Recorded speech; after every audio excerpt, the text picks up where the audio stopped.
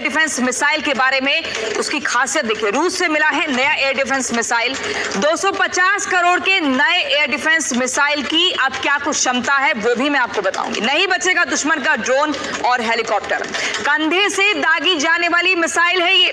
मारक क्षमता लगभग 6 किलोमीटर बताई जाती है। एंटी एयरक्राफ्ट मिसाइल बताई जाती है। इसका नाम इग्ला एस है। इग्ला एस सुपरसोनिक मिसाइल विस्फोट के साथ टुकड़े करने उड़ाने वाला है। लक्ष्य को पहचान कर निशाना साधती है ये मिसाइल। इग्ला एस को रडार से पकड़ना मुश्किल है। हवाई खतरे से बचाने में बहुत मददगार है।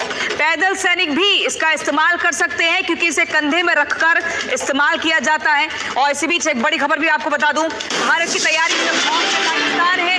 वेपन फैक्ट्री में लंबी छुट्टियां रद्द हो चुकी हैं।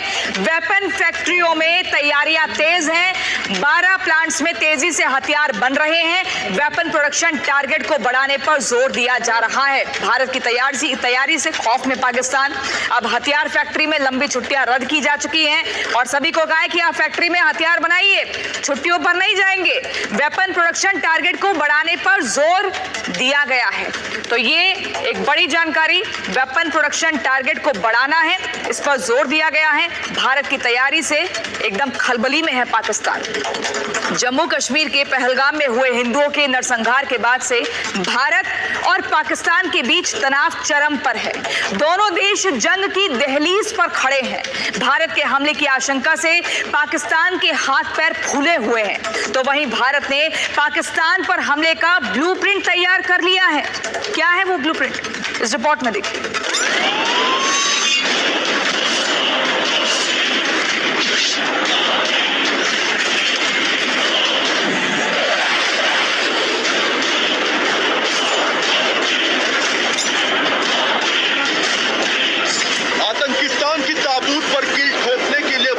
हो चुका है, तारीख बताई जा चुकी है, टारगेट फिक्स हो गया है। अब बारी अंतिम प्रहार की है और इसी आखिरी वार के लिए पहले आर्मी चीफ, फिर नौसेना प्रमुख और आज वायुसेना प्रमुख ने पीएम मोदी से मुलाकात की, जिसमें पाक पर प्रहार का ब्लूप्रिंट तैयार हुआ।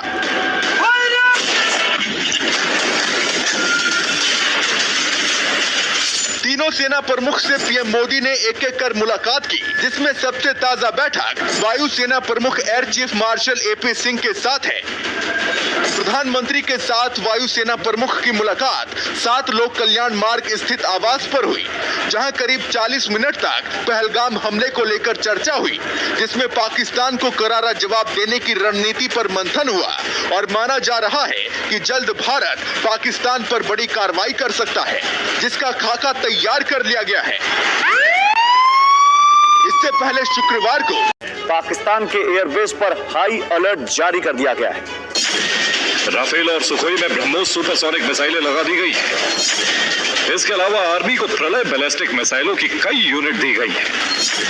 साथ ही सेना को 48 मिसाइल लॉन्चर दिए गए हैं। 48 नाइट विजन डिवाइस दिए जा रहे हैं। एयर डिफेंस के लिए 85 मिसाइलें डिप्लॉय की जा रही हैं। एक मिसाइल टेस्ट स्टेशन को भी देने की तैयारी है। इस टेंडर की पूरी प्रक्रिया पारदर्शी तरीके से की जाएगी और सिर्फ वही कंपनियां चुनी जाएंगी जो तकनीकी और व्यावसायिक दोनों स्तर पर मानकों पर खरी उतरेंगी। भारत यूएन में पाकिस्तान के पहलगाम हमले में शामिल होने के सबूत दे चुका है। पाकिस्तान की पोल यूएनएससी के सामने खोल चुका है। इसके अलावा भारत के विदेश मंत्री एस जयशंकर ने यूएनएससी के 4 स्थायी सदस्य देशों से बात की। यूएनएससी के चारों स्थायी सदस्य आतंकवाद के खिलाफ लड़ाई में भारत के साथ हैं। फ्रांस, ब्रिटेन, अमेरिका और रूस ने आश्वासन दिया है कि वो हर मदद के लिए तैयार हैं। 24 अप्रैल को फ्रांस के विदेश मंत्री जीन नोएल से भारत के विदेश मंत्री एस जयशंकर की फोन पर बात हुई। 27 अप्रैल को ब्रिटेन के विदेश मंत्री डेविड लेमी से विदेश मंत्री जयशंकर ने बात की थी। 30 अप्रैल को अमेरिका के विदेश मंत्री मार्को रूबियो से भी जयशंकर ने फोन पर बात की थी। एक दिन पहले यानी 3 मई को रूस के विदेश मंत्री सर्गेई लावरोव से भी जयशंकर ने बात की थी। और अरब सागर में कुछ बड़ा होने वाला है। पाकिस्तान भारत की बड़ी तैनाती से घबरा रहा है। भारतीय नौसेना ने डिप्लॉयमेंट बढ़ाया है। पहलगाम हमले के बाद से भारत लगातार दूसरी वॉर ड्रिल कर रहा है। 29 अप्रैल से 3 मई तक युद्धाभ्यास किया। अब 3 अप्रैल से 7 मई तक फायर ड्रिल की जा रही है। 7 अप्रैल को मिसाइल ड्रिल की जाएगी। भारत INS सूरत से एंटी शिप मिसाइल टेस्ट कर चुका है। अरब सागर में INS विक्रांत की तैनाती की गई है। एटमी सबमरीन भी समुद्री सीमा पर लगाई है। भारतीय नेवी ने की जो सामने वाली पोस्ट है यही है फाइनल, जो कि लॉन्च पैड से आगे जब पोस्ट की तरफ आतंकवादी आ जाते हैं और फाइनल इन्फिल्ट्रेशन होना होता है तो उस टाइम यही पोस्ट सबसे ज्यादा कार्रवाई करती है। तो हमारा मकसद होता है इनके बंकर्स के ऊपर फायरिंग करके उनको बर्बाद करना, ताकि वो जो पोस्ट हैं वो इनकी मदद ना कर पाए इन्फिल्ट्रेशन के दौरान। जी, तो ये टारगेट क्यों किया जा रहा है? क्या ये मैसेज देने की कोशिश कर रहे हैं कि हम भी तैयार हैं? क्योंकि पाकिस्तान डे वन से यही कर रहा है, ऑन ग्राउंड तो वो यही करने की कोशिश कर रहा है। देखिए, मेरा विचार ये है कि पाकिस्तान ने जो हमारे ऊपर फायरिंग की है या सीज फायर का जो उल्लंघन किया है उसका मेन मकसद है panic. Because as a nation Pakistan panic हो चुका है, क्योंकि जितने भी स्टेप्स हमने लिए हैं शुरू से और 22 तारीख से और अभी तक CCS की मीटिंग के बाद, चाहे वो हमने इंडस ट्रीटी को हेल्ड इन अबेयंस किया हो, चाहे हमने उसके ऊपर कल या परसों जो हम लोगों ने व्यापार बंद किया है उसके साथ, या बाकी जितनी भी डिप्लोमेटिक रीच को इस्तेमाल करते हुए हमने पाकिस्तान की घेराबंदी की है, उससे पाकिस्तान पैनिक में है। और जब दो नेशन एक दूसरे के लिए वॉर पे जाते हैं तो सबसे जरूरी चीज है कि उस नेशंस की पॉपुलेशन उसके साथ हो, और ये शायद पहली बार होगा कि जब पाकिस्तान की पॉपुलेशन पाकिस्तान के साथ नहीं है, क्योंकि उनको लग रहा है कि उनके जनरल्स ने ये लड़ाई उनके ऊपर थोप दी है। सैनिक भाग रहे हैं छोड़ छोड़कर और वो फरमान जारी कर रहे हैं, आ जाओ वरना हश्र बुरा होगा। बिल्कुल, आप सोचिए आपने क्या सेना बनाई है। तो जब पाकिस्तान एज अ नेशन अभी लड़ाई के लिए तैयार नहीं है, तो जब नेशन पैनिक करता है तो उसी हड़बड़ाहट में शायद वो हमारे ऊपर फायरिंग की कोशिश कर रहा है। सर, एक मैप हम दिखा रहे हैं, मैं चाहती हूँ आप प्लीज यहाँ मेरे साथ आए आप और हमारे दर्शकों को समझाइए उस मैप के जरिए, क्योंकि ऐसे अनेकों सवाल हैं जो आप एक्सपर्ट ही बता सकते हैं और बहुत सरल भाषा में। ये एक मैप हमने दिखाया है POK का, और जिसमें ये वो इलाके हैं जो जिन्हें हम कह सकते हैं कि सेंसिटिव जोन होते हैं सर। तो किस तरह से यहाँ से घुसपैठ हो सकती है ये आप बताइएगा। कभी भी कोई भी घुसपैठ होती है वो हमेशा कहाँ ट्रेनिंग कैंप में जो आतंकवादी ट्रेनिंग हो रही होती है वहां से वो लॉन्च पैड्स पे लाए जाते हैं। जनरली लॉन्च पैड्स की दूरी डिपेंड करती है कि उनके इलाके में लॉन्च पैड ज्यादातर उनकी पॉपुलेशन एरिया से होंगे, जिससे कि मर्ज हो सके वो अपने एरिया में भी। और धीरे धीरे जब वो LOC के नजदीक आते हैं तो उसके बाद जो आगे वाली पोस्ट मैंने आपको पहले बताई थी उनकी मदद से उनकी इन्फिल्ट्रेशन होती है। इस इन्फिल्ट्रेशन के दौरान वो चाहते हैं कि भारतीय जो पोस्ट हैं उनके सिर को नीचे रखा जाए या हमारी ऑब्जर्वेशन में दखल दी जाए, जिससे कि वो इन्फिल्ट्रेशन आसानी से हो सके उस फायरिंग के दरमियान। तो शायद इसीलिए जो आप पोस्ट टू पोस्ट फायरिंग देख रही हैं वो एक मकसद हो सकता है कि लॉन्च पैड से टेररिस्ट को अंदर डाला जाए, क्योंकि पाकिस्तान ने हमेशा से ही नॉन स्टेट एक्टर्स के जरिए ही लड़ाई को आगे बढ़ाया। सर, अगर जैसे ये जो हम आपको दिखा रहे थे ये जो पूरा एरिया है, अगर मैं आपसे इससे ऐसे पूछूं कि लश्कर तैयबा और जैश-ए-मोहम्मद, ये जो 3 संगठन हैं जो पाकिस्तान में पल रहे हैं, उनके लॉन्चिंग पैड को भी इस्तेमाल किया जा रहा है क्या इसी तरह से? लॉन्चिंग पैड पाकिस्तान की आपने पॉलिसी देख ली है। लॉन्चिंग पैड जब भी पाकिस्तान में इस्तेमाल होगा वो पाकिस्तान की फौज ही इस्तेमाल करवाएगी। आप इस बात को मान के चलें। बिल्कुल। और किसी भी घुसपैठ के अंदर आप देखिएगा कि पाकिस्तान के फौजी भी उस दस्ते का हिस्सा हो सकते हैं। जैसा कि हमने कारगिल वॉर के दौरान देखा या उसके बाद भी आपने जितने भी टेररिस्ट मारे हैं, कुछ ना कुछ उनका जो कनेक्शन है वो चाहे उनकी नॉर्दर्न लाइट इन्फेंट्री हो या पाकिस्तान के किसी फौजी दस्ते के साथ रहा है।